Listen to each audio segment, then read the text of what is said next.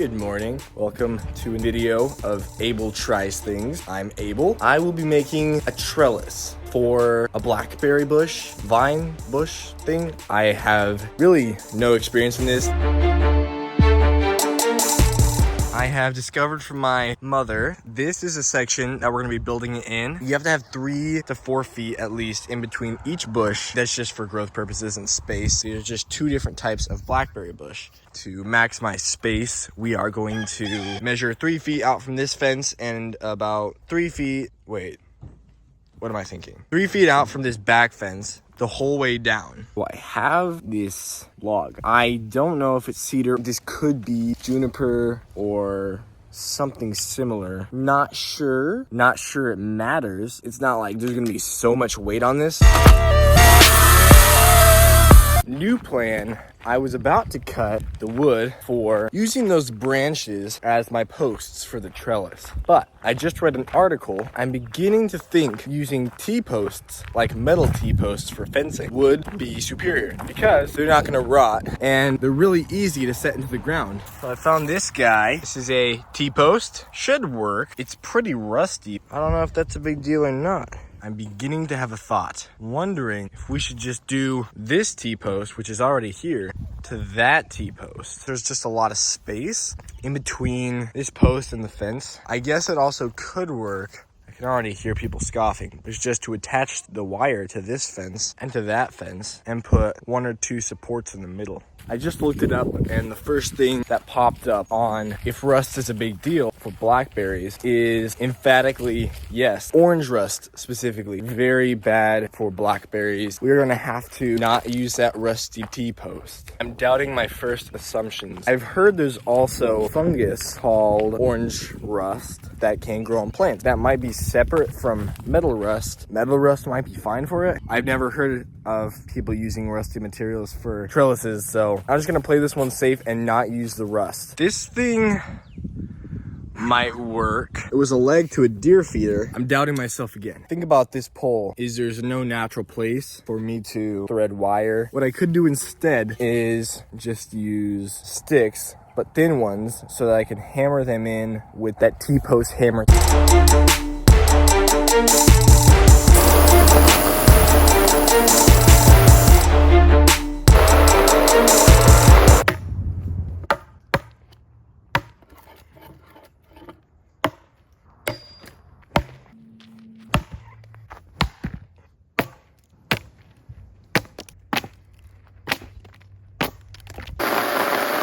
I need to thin this log down so that it fits within the T-post pounder. I tried hatcheting it, but it was pretty messy. I tried axing it from the side to just chop off chunks, but that didn't really work either because I was afraid I'd split the whole thing. Somehow, I'm gonna translate this all the way down the side.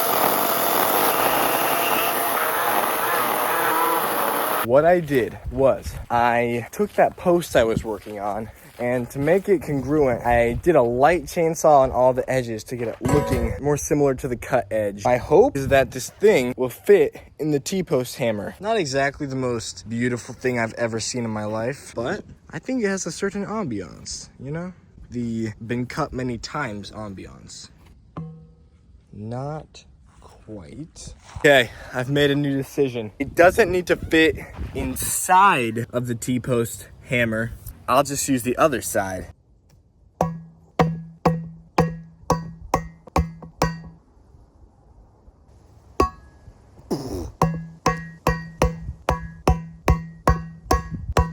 Feels pretty sturdy to me. Let's see, probably hammered it in a foot. A couple more pounds for good luck. I think I'll pile up a little dirt. Don't actually know this does anything. Day 2 of our blackberry trellis project. Last night I cut a second post. I'm about to hammer that into the ground. Then I measured 3 feet out from that fence, and I have stuck a twig right here to mark the spot.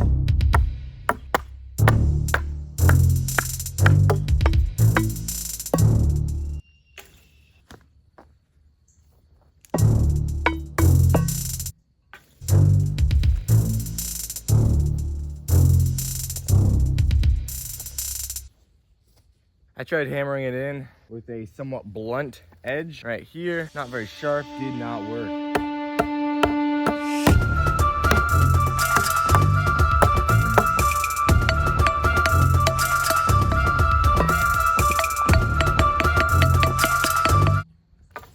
got the post in, barely. I don't know why this one's going in so much harder than that one. It might be because of all these roots that I did not take out. I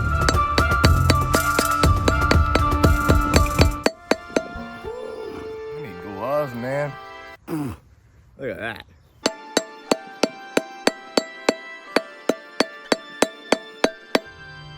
Should be a 3.5 foot protrusion. This is more like a 4.5 foot protrusion.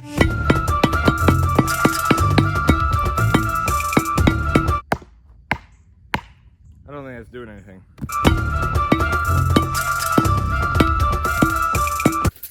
We brought it down approximately 4 inches. It's actually impressive.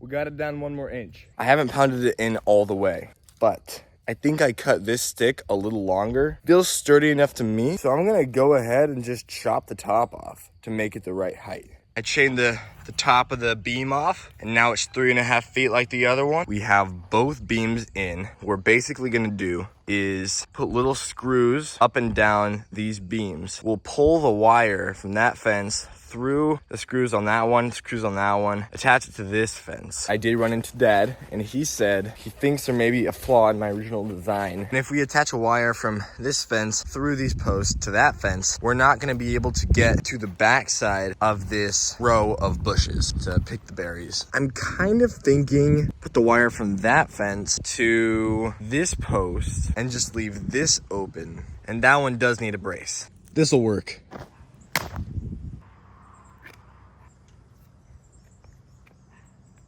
It's a bit sloppy. I think it'll do the trick. So this is the fence we're gonna be attaching it to. And I'm just gonna take a pliers and I'm just gonna twist this. I drilled a 2.5 inch screw into the top of here. And now I'm going to wrap this around it and then onto the next pole. I wrapped it around that screw just 1 time, and I wrapped it around this screw like 3 times. All right, situation. This wire is loose. I do not like this. I guess there's nothing to keep it from just spinning back a little bit. I wove it around this, but then I wove it all around the post. So right here, so that it would have a bit of a corner so it can't slip. This right here is what I ended up doing. Bored at an angle, I pulled it tight, tied that wire, and then tied it at the pivot point. Now it is a lot tighter. Gonna stretch this second wire out. All right, we got the second string up. Feeling good. I'm now going to attempt to put a 3rd strand on through the middle.